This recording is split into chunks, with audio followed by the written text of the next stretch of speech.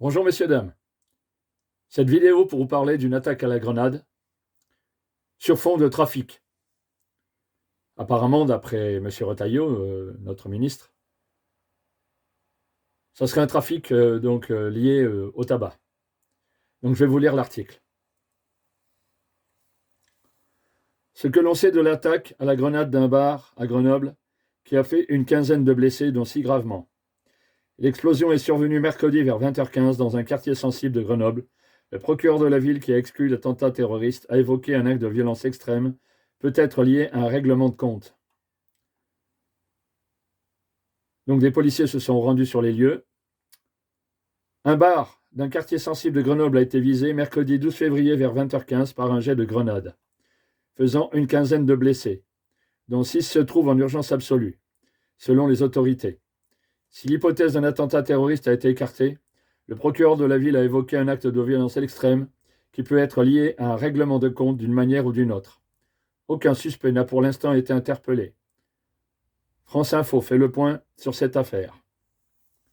Donc, comme vous pouvez le constater, par les médias, vous voyez l'image derrière. Donc, pour cette fameuse situation désastreuse, et dont plusieurs blessés. Je continue l'article. Une grenade lancée dans un bar d'un quartier sensible de Grenoble. Les faits se sont déroulés mercredi vers 20h15 dans le quartier du village olympique, dans le sud de Grenoble. Un individu à l'intérieur qui porte le nom du Ville Turc, donc situé rue Claude Gauguin, une grenade en direction du bar associatif L'Axeuillère, situé rue Claude Gauguin, à l'intérieur de l'établissement. Beaucoup de clients, selon le procureur de Grenoble, François Touré de Coucy. Le magistrat décrit le mode opératoire de l'assaillant. Une personne est rentrée à lancer une grenade, n'a pas prononcé de mots, semble-t-il, et a ensuite pris la fuite. François Touré de Coucy a aussi expliqué que le suspect aurait été armé aussi d'une Kalachnikov, mais cela reste à déterminer. Il n'est pas certain que cette Kalachnikov ait été utilisée. A priori, les dégâts ont été causés par l'éclatement de la grenade, a-t-il aussi expliqué. Le suspect n'a pas été interpellé. Le souffle de l'explosion a fait éclater toutes les vitres du bar, situé au rez-de-chaussée d'un immeuble, d'un quartier prioritaire de la politique de la ville, rapporte ici Isère, un maire adjoint du secteur 6 de Grenoble. Chloé Pantel a décrit l'établissement comme un lieu de rassemblement des personnes de quartier et de l'extérieur, surtout pour regarder des matchs de foot, un endroit qui n'était pas censé soulever d'inquiétude particulière, selon le procureur. Une quinzaine de blessés, donc 6 dans un état grave. Cette attaque a une quinzaine de blessés, a précisé le ministre de la Santé. En déplacement à Grenoble, Isère, il y a un certain nombre de blessés qui ont nécessité une intervention chirurgicale cette nuit. Il y en avait 6 en urgence absolue. Il y a encore des patients dont le pronostic vital reste engagé, 2 ou 3, pour l'heure, a détaillé Yannick Neuder. Selon la préfète de l'Isère, Catherine Seguin, le bilan est susceptible d'évoluer. L'hôpital de Grenoble a déclenché son plan de mobilisation interne, le dispositif en dessous du plan blanc, selon Isère. Les pompiers ont eux activé le plan Novi pour nombreuses victimes, alors que 80 sapeurs-pompiers ont été mobilisés. La police scientifique était également présente pour effectuer des relevés. Une attaque qui peut être liée à un règlement de compte. Le procureur a évoqué un acte de violence extrême qui peut être lié à un règlement de compte d'une manière ou d'une autre. Si aucune hypothèse n'est privilégiée à ce stade, selon les prononcés mercredi soir par André Touré de Coucy, les autorités ont écarté la piste horroriste. Rien ne permet d'étayer cette piste, a avancé le magistrat. Il a affirmé qu'un lien avec le trafic de stupéfiants était l'une des hypothèses explorées, parmi d'autres, alors que les hypothèses de violence par arme à feu liées au trafic de drogue sont fréquents. Dans le territoire de Grenoble et sa banlieue, l'enquête a été confiée aux policiers de la division de la criminalité organisée et spécialisée, ex-police judiciaire. Le ministre sur place, le maire Éric Piolle, évoque une escalade de violence. Comme il l'a annoncé sur X, le ministre de la Santé s'est rendu sur place. La préfète de l'Isère, Catherine Seguin, présente sur les lieux dès mercredi soir, a elle évoqué un acte d'une lâcheté inouïe. Qui n'a pas sur place dans notre République? Elle a affirmé que l'État ne tolérerait pas de tels actes. Nous vivons une période d'escalade de violence, à la fois dans sa localisation, dans sa temporalité, souvent en pleine journée, a de son côté déclaré le maire de Grenoble, Éric Piolle, qui s'est aussi rendu sur place mercredi soir. Encore une fois, là, on plonge vraiment dans la violence extrême.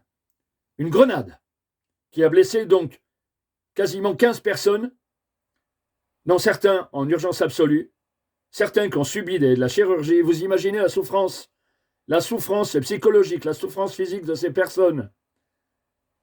À la Grenade, imaginez comment est-ce possible sur notre territoire national. Nos frontières sont là, surveillées. Mais malheureusement, les modes opératoires, les ruses de certains criminels ou de bandes organisées criminelles ou mafieuses arrivent apparemment à s'installer sur le territoire, à passer nos frontières. Ces armes proviennent souvent des pays du Maghreb ou des pays de l'Est. Peut-être des armes qui sont là depuis des années par rapport aux aides internationales des guerres et les conflits en extérieur, qui ont échappé à tout contrôle et qui se retrouvent aujourd'hui en complète liberté à la disposition des criminels, des mafieux et des trafiquants de drogue, voire des trafics d'êtres humains et des trafics bien sûr en tout genre, comme le tabac.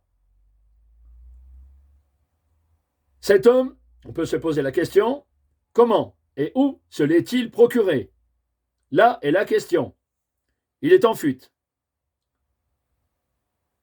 Est-ce que nos services de police et de gendarmerie vont réussir à le repérer, à l'identifier et à l'interpeller? Je l'espère de tout cœur. J'ai été moi-même confronté à la criminalité en tout genre puisque j'étais dans la police nationale, au ministère de l'Intérieur. Donc je le souhaite de tout cœur que les forces de sécurité et de sûreté arrivent à l'interpeller afin qu'il soit jugé, comme disait notre ministre, à la mesure de la souffrance, des exactions qu'il a commises. Je pense que vous le pensez et je le pense également. J'espère qu'après son interpellation et son jugement, quel qu'il soit, j'espère que cet homme-là ne pourra plus agir, quelle que soit la façon qu'on va donc le contrarier pour ses futures exactions, pour ses idées idéologiques ou de vengeance, ou éventuellement aussi, puisque apparemment c'est le cas, suite à un trafic, donc l'empêcher de sévir à tout jamais. Là est le but. Combien de criminels, de mafieux, au bout de plusieurs années, récidivent dans leur ancienne perspective de criminalité ou dans d'autres? Ça suffit. Cette violence inouïe. J'ai vu à la télévision, à travers les médias, l'information et dans la rue, des gens qui se plaignent, qui me disent, et qui disent entre eux, la violence est quotidienne, ça devient complètement fou. Je vous rapporte leurs paroles. Les gens ont peur dans la rue. Ils se trouvent en insécurité constante.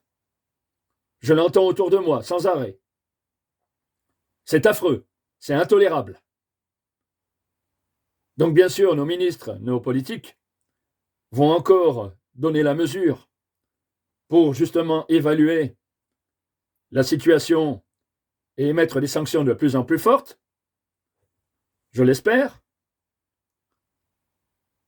Et j'espère surtout que ça va donner des exemples à ceux qui voudraient encore et encore commettre des violences meurtrières, criminelles, sur notre territoire et dans l'Union européenne aussi, bien sûr, et à l'étranger.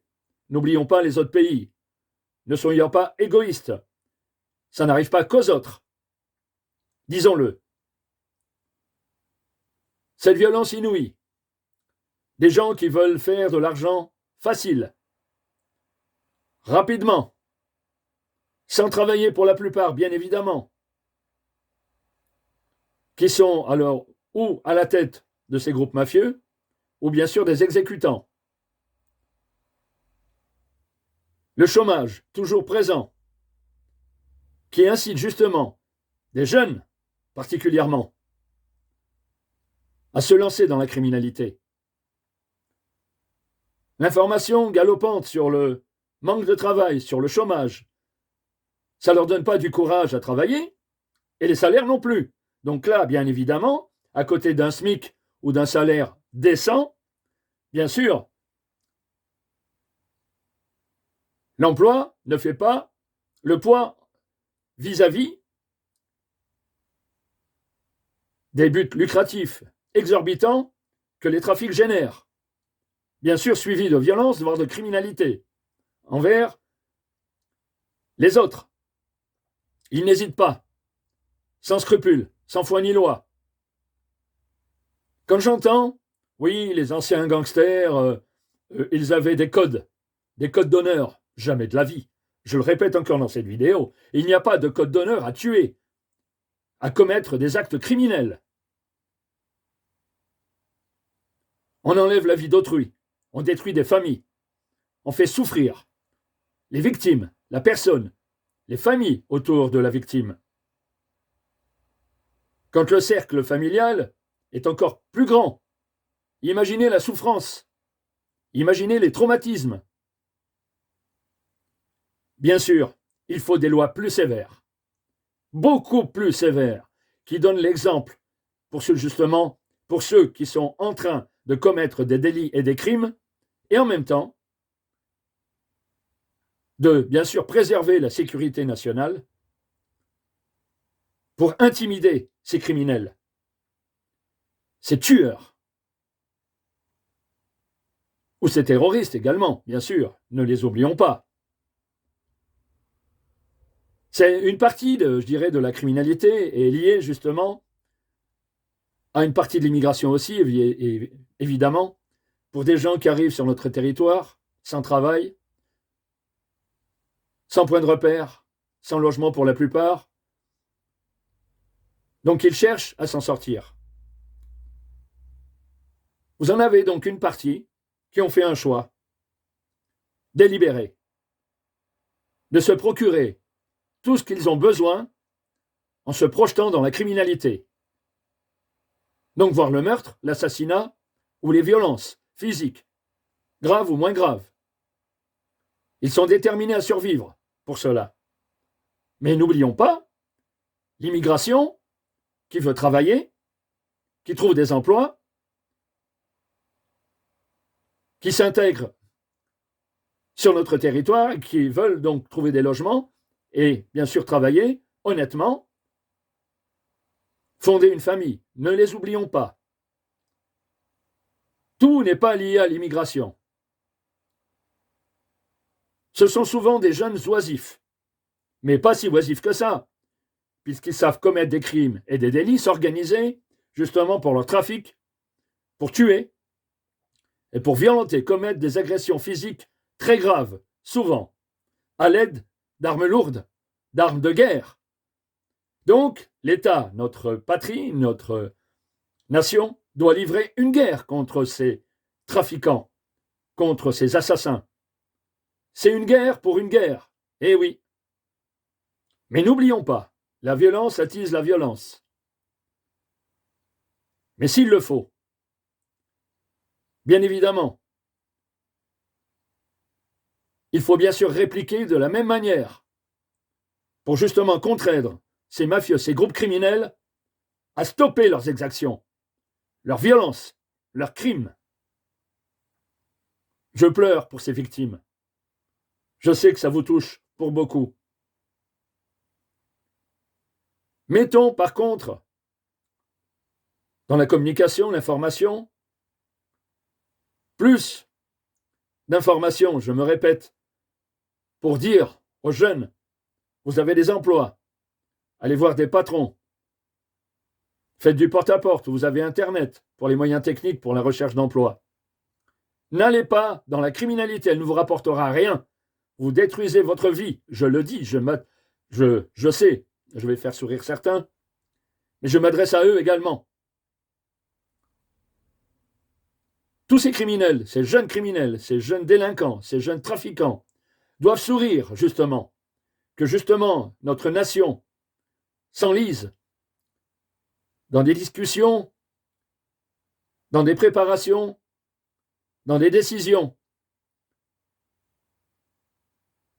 Ils doivent justement sourire, car ils s'aperçoivent qu'ils arrivent à continuer leurs exactions, leur trafic, parce qu'ils sont très bien organisés.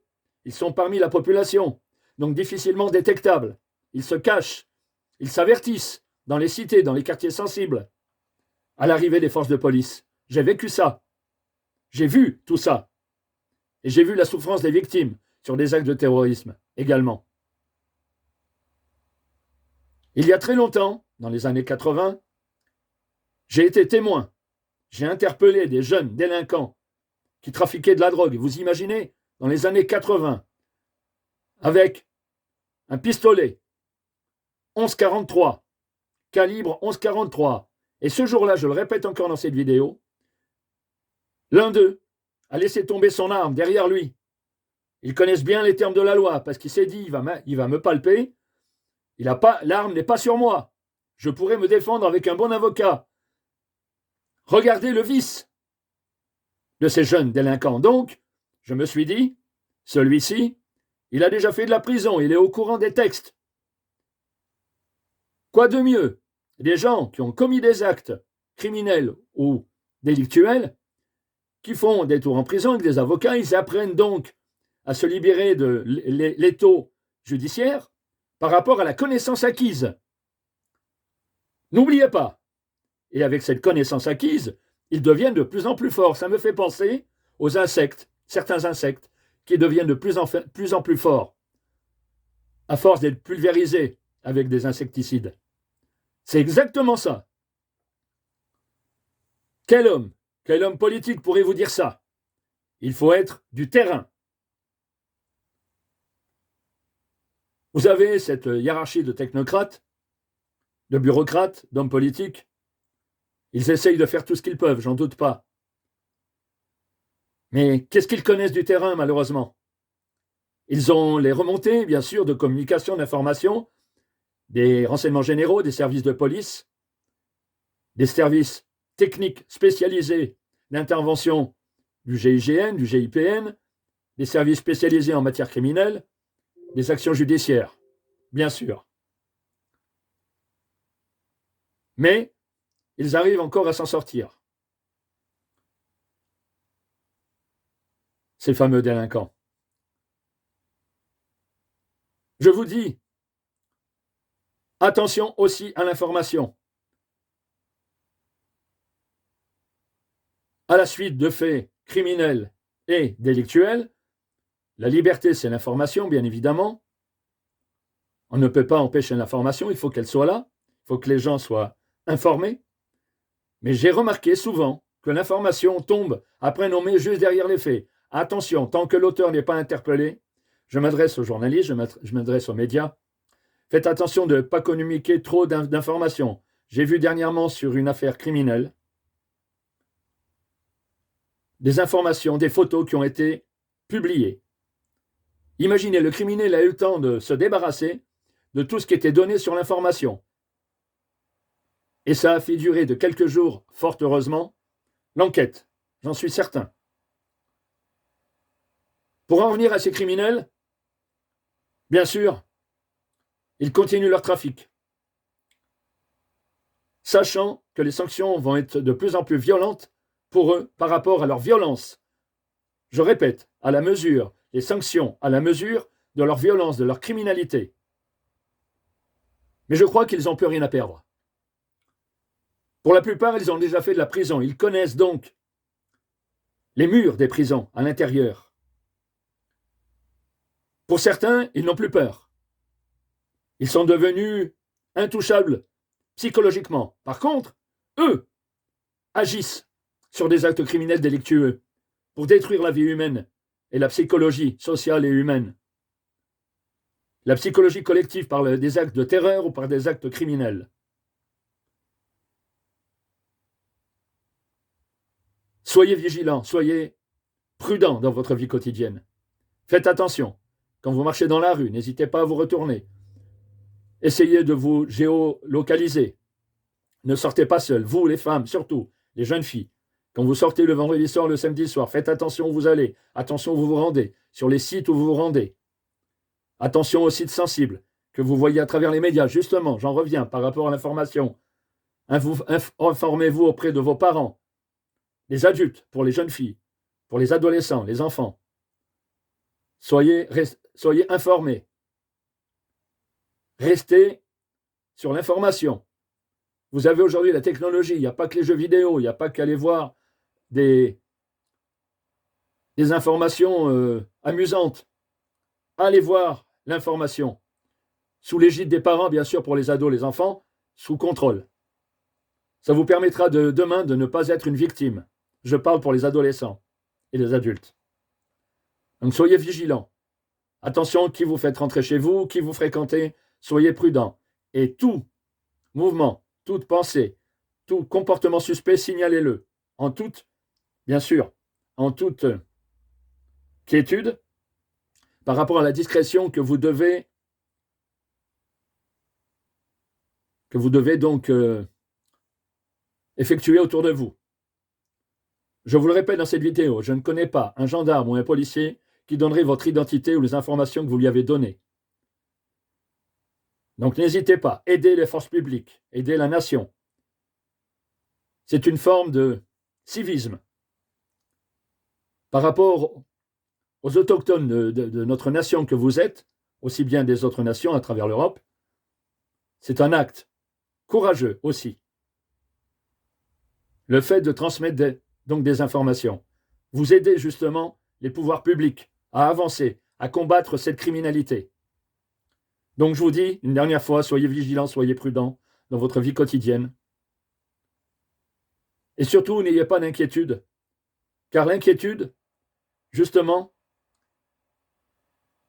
c'est justement la force de ces criminels. Et ils gagnent sur vous. Il ne faut pas qu'ils gagnent. Merci de m'avoir écouté. N'oubliez pas d'aller sur ma chaîne YouTube, sécuconseil.com, et d'aller voir nos formations, donc sur notre site sécuconseil.com. Je vous donne un exemple, par exemple, le cambriolage et d'autres. Merci.